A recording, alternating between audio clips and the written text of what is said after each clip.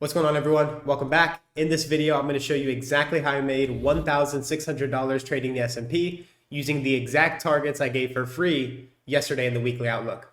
I'm also going to include clips from today's live trading session, from where I entered the trade to where I closed the trade, walking the market candle by candle so that you can see what hundreds of hours of discipline and chart time looks like in action. At the end of the video, I'm also going to include a market review so that you can see all my thoughts after the fact and what allowed me to trust the setup, take the entry, and hold it all the way to targets so that you can do the same independently. With that being said, let's get into the good stuff. So I'm going to try long here on ES.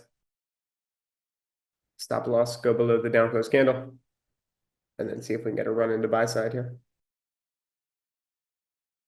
58.10. All right, so saw the run on sell stops here. On the 9:45 news, market stayed in the upper half of that hourly gap. So stop loss is just below this down close candle. Want to see if we can get a continuation here on the upside.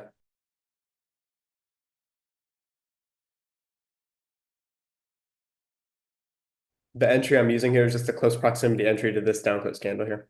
Ideally, I'd be going long as we're trading inside of it, but had to get a little further out entry. But it's all right. Still able to manage risk, have tight risk reward. So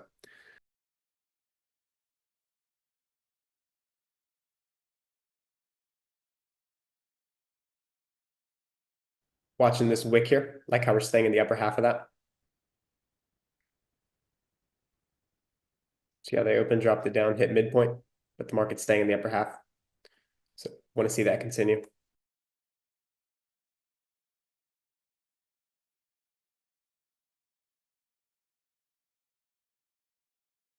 Interesting. We got the dollar surgeon as well. All right, new 5-minute candle. So going to the 5-minute chart here. Small little fair value gap in here. NASDAQ, same thing, right? Daily volume imbalance up here, grinding up into that. Right, getting above that hourly fair value gap, expanding higher. With the high impact news, 9:45 was hoping for a more low resistance liquidity run. A low resistance liquidity run, we would already be up here in the buy side. But we are entering the macro window, or we're in macro window. Sorry, we're entering the 10 o'clock hour here in a moment. So we'll see if that brings some volatility.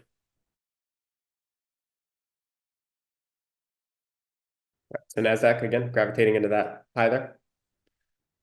Same thing here for E-mini S&P. And then for those of you guys that are trading NASDAQ, low-hanging fruit is just below that new week opening gap. Next draw is the buy side inside that, things that we covered in the pre-market analysis. So the next draw would be the high inside that new week opening gap here.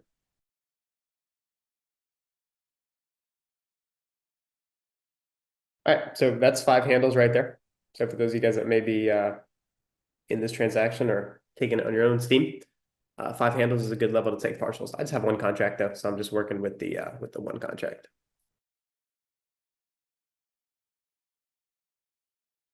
If I had more than 1, the way I'd be working it right now is I'd probably take a 5-handle partial, lock something in, and then let the runner go into the highs here.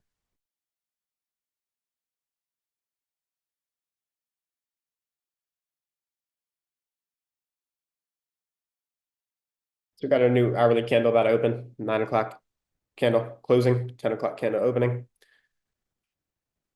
Zoom out here. So the swing high inside that new week opening gap I like.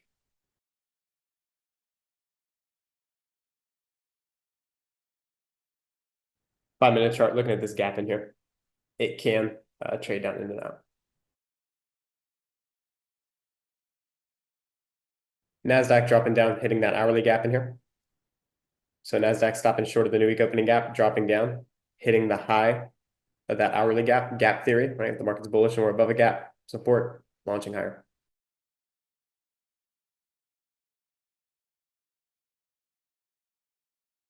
All right, so if they're going to retrace it, my attention goes into this 5-minute gap in here.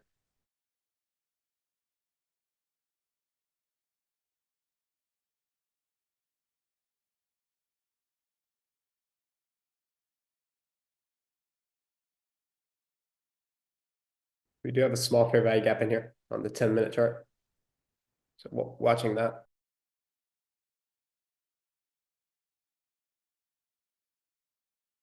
All right, so that 5-minute fair value gap, we just traded down into that.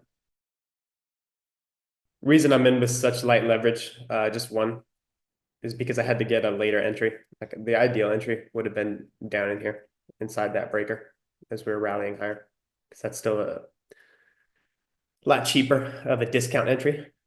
So I'd be more comfortable going in with more leverage if I got a good discount entry, whereas I had to get a bit of a later entry in the price run, which is still fine, right? As long as you can get in, manage risk, the drawn liquidity is still valid. There's nothing wrong with getting in a later entry. It's just I'm a lot happier buying a deeper discount like down here. So that's why I'm only in with light leverage, just one contract. All right, so down close candle. Dropping down, hitting the high of that. I wouldn't want to see the midpoint violated, right? So if we have the order block here, 50% of it, I don't want to see us get below 50% of that, which is why the stop is just down there.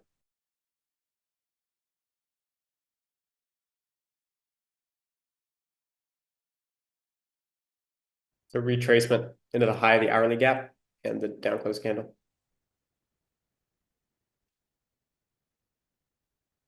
Staying in the upper half, which is what you want to see with a bullish order block here.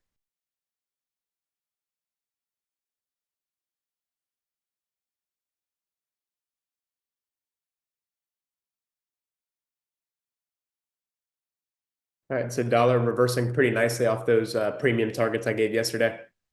So that's given some nice lift to NASDAQ and S&P.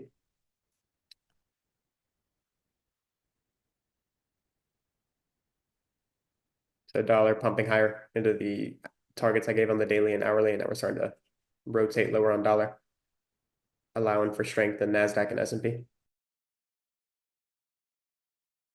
All right, so stop loss reduces here.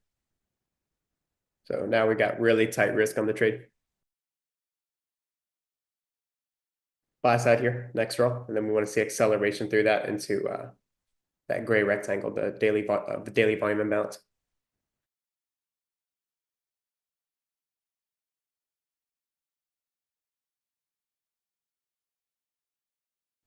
I want to see speed through this high now. I want to see speed through this high and acceleration into the previous new week opening gap. All right, so trim and risk even more here.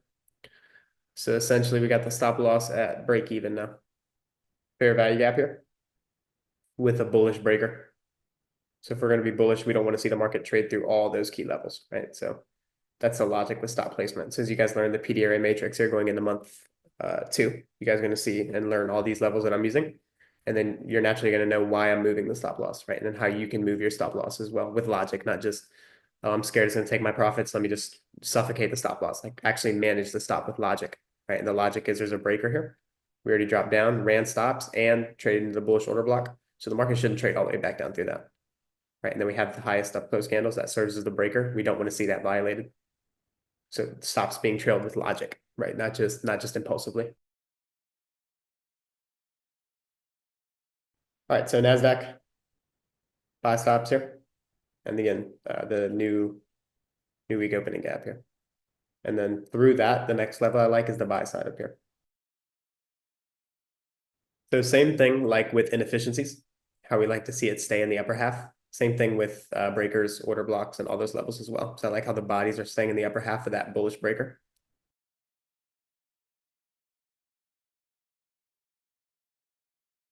All right, so I really want to see us just continue expanding, accelerating to the upside from here. NASDAQ targets delivered. All right, now I'm covering commissions.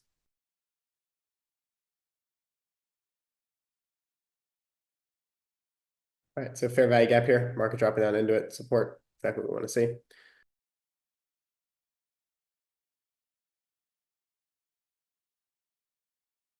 right, so we're going into 10:30.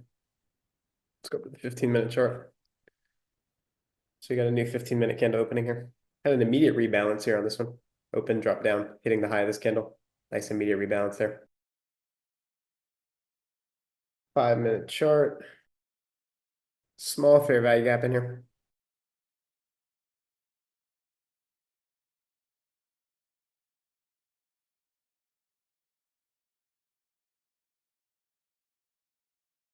So why when the new 5-minute candle opens, do I take your attention to these levels? So you guys can know how far I can retrace.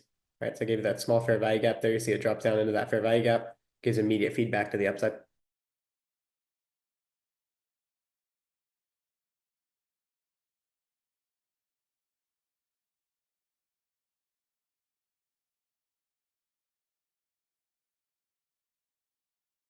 All right, so it looks like they may want to tag that stop loss. We are trading below these equal lows here.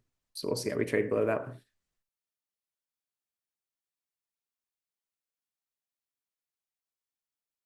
All right, guys, so we're going in 1041. Markets dropped down. Like I said, took out these equal lows here. So if it's going to get up into these highs, it should take off like rocket fuel from here now that we've ran sell stops. What I'm watching is I want to see, do they reject these lows here? I'd like to see it displace away from the sell side here.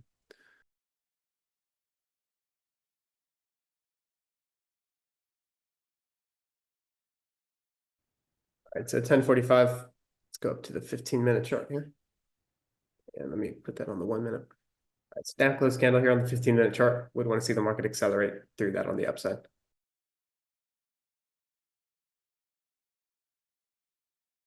So the market dropping down, hitting the 5-minute, 2 consecutive down close candles. That's your bullish order block.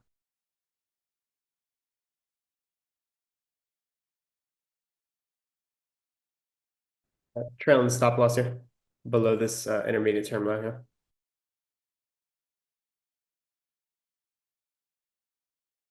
That pays the trader. So taking it from the top here, we see the weekly chart for S&P. The draw on liquidity was this weekly fair value gap that I was expecting the market to trade into. Where we go from here, I'll have to see how we trade inside this key level as I covered on Sunday, but this served its purpose as targets for my trading this morning. All right, working down into the daily chart, refining that further.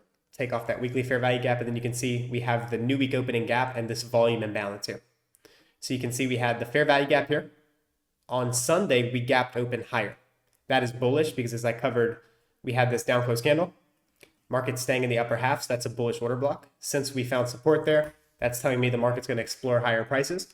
If the market's bullish, it's going to reach for one of two things: liquidity, inefficiency. We have the liquidity here and the inefficiency here. And then that was my draw, or in other words, my daily bias going into the day. Daily bias is extremely helpful because it helps you not get lost in the lower time frames, 1-5-minute charts, looking for patterns in the improper context. So one of the things that really helps me is knowing where's that higher time frame, weekly and daily candlestick going. Then once I frame that, it becomes extremely easy to know what I want to see in the lower time frames. So hourly chart, market dropped down, took out the sell side here, and then we got a nice rejection and a displacement higher. What I noticed with the new week opening gap is we gapped open higher and then we just kept running. So the market had no attempt to fill in this gap. In and of itself, that creates a form of a breakaway gap, signaling the market is really strong, right? What do we know about the market? It likes to attack liquidity and rebalance inefficiencies. However, if the market can't even rebalance an inefficiency, it's indicating it's exceedingly strong. If it's exceedingly strong, again, we know the market moves to two things: liquidity and efficiency. So we have these equal highs here. And then that inefficiency here on the daily chart, which you can now see as this volume imbalance here on the hourly time frame. So these are all things that signal, that tip its hand to smart money traders like you and I, that the market is not only bullish, but it's extremely bullish. All right, so working down into the 15-minute chart, this is where I'm doing my trading starting here at 9:30. So here we have that 9:30 opening price. And this is where I look for a manipulation. If I'm bullish and I want to see the market trade up into here, I first want to see the market do one of two things: drop into a discount inefficiency or liquidity below market price. In this case, we open, drop down into the liquidity and an inefficiency here. So if we're bullish, I want to see the market drop down into this fair value gap. And the fact that it stays in the upper half signals that it's extremely bullish. So the market open, drops down, hits that fair value gap, takes out the liquidity, right? So anyone that's long, they have a sell stop here. At 9:30, anyone that has a sell stop that's already long is stopped out. And then the breakout artists are put in short on the wrong side of the market. Then the market is allowed to rip into the premium targets. So now dropping all the way down to the 1-minute chart here, we see relatively equal lows here and here. At 9:30, the market drops first. We want to see that because we anticipate this making the low of the day. So it's really easy to trade when you have a daily and a weekly bias, because if the bias is bullish, I'm waiting for something very simple. At 9:30 at the right time, I want to see the market drop into liquidity and then I'm expecting this to be the low of the day. I wanted to buy inside this breaker here. So I did have a limit order here initially, but then the market did not trade down into that level. So what I had to do for my entry was get in here inside this wick and above this down close candle. So I expected this to act as a bullish order block. So I was getting what's called the close proximity entry. Ideally, I'd be buying inside this down close candle, but if I'm getting in close proximity to it, I can still use that as a good entry. And then from here, you can see market drops down, trades into the bullish order block. The market does stay in the upper half though. So that's something we want to see, down close candle, trade down into it, but does not violate 50%. You'll see my stop loss was just below that. From here, we see the market then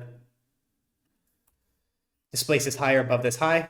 That creates this bullish breaker block here. Extend that through, look at that, how the market uses that as real support, and then launches into the targets that I had. One of the reasons why I was holding for a little bit more into this volume imbalance was looking at the hourly chart. You can see this high inside that volume imbalance here. So we have that volume imbalance on the daily chart, but then we have the liquidity here. So let's make that green. And then you can see beautiful delivery into the daily volume imbalance, but also the buy side liquidity there. Held this trade for about an hour, so not an easy trade to hold because of the high resistance liquidity runs, which simply means a lot of back and forth, consolidations, and deep retracements. But nonetheless, when you know where the higher time frame is going, or at least where it's likely to go to, it's a lot easier to hold the trades and submit to them, meaning you get in, you let the trade play out, and you don't sweat every single retracement. It took me years of study to get to this point. One of the things that I coach for those I'm working with and those that are starting out is get in and take low-hanging fruit, meaning you get in and get paid at 5 handles, 8 handles, 10 handles, and start with easy low-hanging fruit trades. And then over time, what's going to happen is you're going to have more confidence, you're going to have more trust, and then you'll be able to let the market go from your entry all the way to your final target. Hope this one was insightful. I'll see you guys on the next one.